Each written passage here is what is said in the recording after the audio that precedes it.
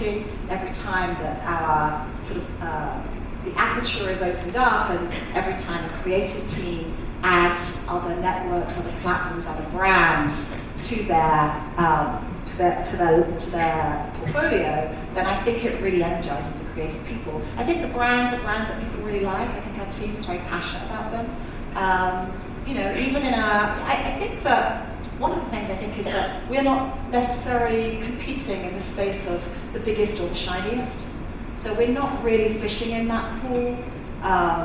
The allure of that is something that we don't think is right for our company. And outside of the big splashy packages, there is a ton of amazing producers, writers, people pitching content to networks like ours. There's a ton of material that gets overlooked. There's a ton of material that people don't see. So I think that there's no real formula or magic to it. I think it's continuing to prioritize and privilege risk-taking. And I think if, as an executive, you really mean that, then I think you have programming teams who are excited by that. I think we have that. So let's talk for a moment about The Walking Dead, the big gorilla in the company. It's still the highest rated show on cable. Yes, there have been some declines. I know you've talked about this. But you've got a new spin-off coming, as well as the Andrew Lincoln movies. How many iterations do you think it can sort of support at once? What are you looking down the road for? What's happening there? I think that journalists love to write about shows that lend their decline to a nice pun. I think about how much people talked about, not you guys, but how much people talked about SNL at various times, Saturday Night Dead. And I think there's something almost irresistible about The Walking Dead and zombies. And of course the show's declined. I think the show hit its peak in the 7th season, which is unusual. No other show has ever done that. It had nothing to do with me. I wasn't at AMC at the time, but I enjoyed it one step removed in the company, and it just kept growing. And I think also the decline of The Walking Dead has just mirrored such a big story in the fragmentation of our industry and the decline of so many, therefore, the big hits on cable are smaller. So it is a little irresistible. But it's still the biggest show in cable by a factor of 2 to 1. It's twice as big as the next biggest show. And Fear the Walking Dead just launched last weekend, and it's the 3rd biggest show in cable. So certainly for as long as audiences continue to come to these shows, we will continue to look at the Walking Dead franchise and what we call the Walking Dead universe in a way that we think is analogous to Star Trek or Star Wars or Marvel. We see it in that way. It's really gratifying to see this past season, 9A and 9B, split The Walking Dead in 2 halves. To see Angela Kang, the fairly new showrunner of The Walking Dead, take that show in its 9th season to real creative heights. And that is so wonderful to see, and to see fans embrace it, and to see critics say the show got good again is great. And Fear, I think, also has had a bit of a creative resurgence recently. So the 3rd show, I can't say much about it. Scott Gimple, who's the chief creative officer of our Walking Dead universe, would seriously, I think, kill me if I didn't say anything. But it does have at its heart 2 young female protagonists. It feels quite different, quite fresh. I think it's looking really promising. And then the movies have been announced with Universal, which will be a whole different form for this franchise. So that's going to be fascinating. For as long as audiences are in it, we're in it with them. You talked about Angela. You've also got at this point, I think, a strategy of a different showrunner for a different fabulous female showrunner, as it happens. Maybe it doesn't have to be for each season of Killing Eve, which arrived with such a very well-known creator, but then was handed off to a second person, and now Suzanne Heathcote is going to be the 3rd season person. So why does that work for a show like that? How is that? Yeah. I mean, it's such an experiment, it really is. So far so good. Yeah. Phoebe wasn't available for season 2, she was making the genius that is Fleabag season 2. And Emerald Fennell, who's a good friend of hers and has some similar characteristics to Phoebe. She's sort of a very, very clever, rude, British rude, meaning kind of meaning a bit filthy in her sensibility, and subversive, and just sort of like Phoebe, got to the psychology of these two women, I think, in a very smart way for season 2. So it worked, and the show was a little different, but I think kept a lot of those characteristics that make it special. It still felt like the show.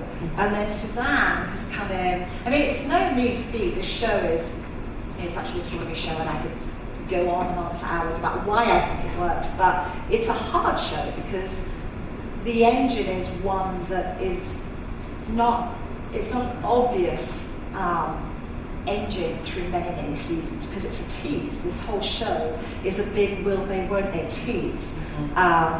And so I won't spoil it if anyone hasn't seen season 2, but just as at the end of season 1, at the end of season 2, there is a need to sort of reinvigorate the relationship between these two women after a sort of very intense thing has happened, and to keep the thread there, this obsession, this twisty, dark, sexy, completely fucked up relationship going, is the challenge for season 3. But Suzanne, Suzanne is talking to Phoebe. Phoebe is still the executive producer on it. The show has Sally Woodruff, who's been the executive producer and actually optioned the novellas, attached Phoebe to it. She's still very much involved. So an amazing, amazing team that's continued to be the thread through. And Suzanne, if I have my user, she came from The Walking Dead at one point as well. She was a showrunner. Yeah, and not a showrunner, excuse me. She was a writer. there. Yeah. And she has an overall with your studio. Yeah. And is that, again, with these overall deals, I know the studios is not specifically your purview, but obviously you're involved in some of those decisions. You're not going to be making $100 million deals with creators, probably, but are you going to continue to invest in certain relationships and having those overalls? Yeah. Is that relationship with those creators important? Yeah, it's important. It's important that people, particularly people like Suzanne, who started with us as more junior writers, or I think of someone like Jamie O'Brien, who worked with us on a couple of projects and then ended up showrunning Nosferatu, which is a horror show we launched recently on AMC. I think that it's important for us, and I love seeing writers grow through our studio system and end up running shows. And I think it's a good way also to make sure that you're developing a pipeline of women, of people of colour who are coming through the studio, who are there sort of earning their stripes and getting to the point where they can run a show. You actually have an initiative called Galaxy of Women, where you really invest in representation on screen, and I'm sure it engages in your executive and corporate ranks as well.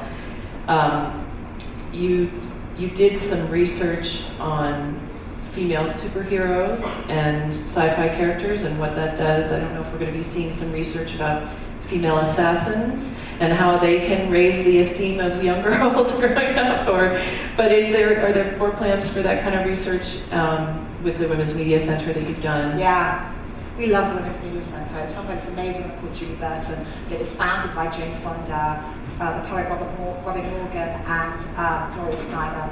So it's just this incredible place. It's been going for, I think, 25 years.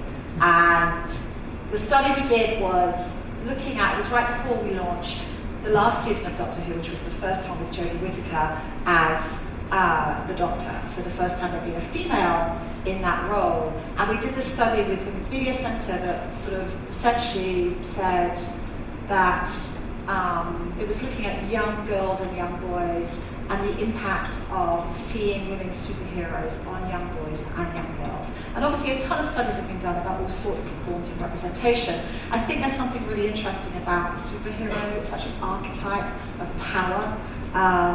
And there hadn't been a lot of research done around women and superheroes.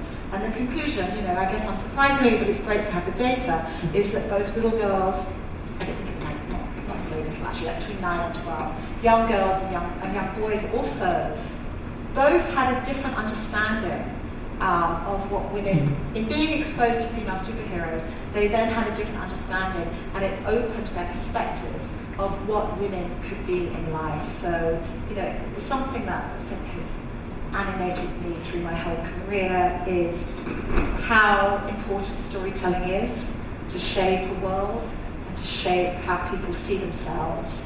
And having had the privilege to work on shows like Orphan Black and Killing Eve, and now The Female Doctor, there's nothing like being with fans at Comic-Con or other conventions, and to hear people say that storyline changed my life, or I was able to come out to my parents because of this character and what they did. There's really nothing that's more satisfying, I think, than seeing the stories that you make, or that you have some small part in being a gatekeeper around and getting onto air, can have that kind of impact on people. So Galaxy of Women was a sort of initiative. It's actually a line from Orphan Black, but it seemed to fit into this idea we had of sort of pulling together a program, if you like, around all of the different stories we were telling and initiatives we had that were around gender equity and female representation. And now that I'm in this role across 4 networks, we're expanding it across all 4 networks, and working with amazing advocacy groups like Women's Media Centre, or like an organisation called, have you heard of Reframe? Oh, sure. Yeah, so it's New York, LA chapter of New York, of Women in Film and Television, and the Sundance Institute. And what they do is essentially, they count, they give you a stamp if you have had a certain quota of women involved behind the camera and in front of the camera on your shows. And we're very happy to say that Killing Eve and Walking Dead and a number of our shows have the Reframe stamp. So I think it's good to mean these things and also to measure these things. We'll try to do both. And in the conversation that is churning Hollywood all the time now around Time's Up and Me Too, you're doing it with the programming. It's I'm sure you have panels as well. We're having a panel right now, but it's great to see it happening just in action with the programming and not maybe so much talk. Returning to the creators and just your relationship with creators and what's been going on, the battle right now between the WGA and the agencies in Hollywood, that's really pretty much between the writers and the agents, but I'm sure it's affected the culture in some of your writers' rooms and your executive ranks as well. Like, what has been the impact, and just kind of what's your take on, they're back in negotiations now, so hopefully they'll break through. Right, yeah. I mean, as I said earlier, we're not making sort of hundreds of shows at any given time. We actually got ahead of it and signed up most of our writers, so there hasn't been any real disruption to the stuff that we're doing. I think that it's, I sure hope there's a resolution that happens soon. I think it does feel different in the town. Yeah. So fingers crossed that there's something productive that comes out of these current discussions. Since Friday, yeah. Yeah. So, another we spoke about